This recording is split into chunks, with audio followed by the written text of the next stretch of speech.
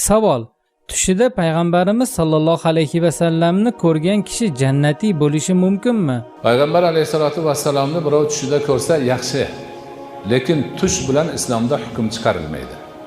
Kim Rasuli akram alayhisolatu vassalomni tushida ko'rsa jannatga kiradi degan gap yo'q. Jannatga kirish uchun iymon, e'tiqod, amal, ibodat o'sha narsaning hammasi bor. Hatto Rasululloh sallallohu alayhi vasallamni tushda emas, o'zlarini ko'rganlarga ham shu gap. O'zlarini ko'rganlar emas, o'zlarini jigarlaridan paydo bo'lgan Fatima roziyallohu anhoga Rasul akram i'mali ya Fatima ya binta Rasululloh sallallohu alayhi vasallam inni la ughni anki minallohi shay'an deganlar. Hoy Fatima, hoy Rasulullohning qizi, o'zing amal qilgin, Allohning bir gapi bo'lib qolsa men seni himoya qila olmayman deganlar. Qana qilib tushda ko'rgan jannatga kiradi. Bu ham mayli. Bittasi tushda ko'rdim Rasulullohni. Men sahoba bo'ldim, sizlar meni ko'rdinglar, tobiin bo'ldinglar dermish.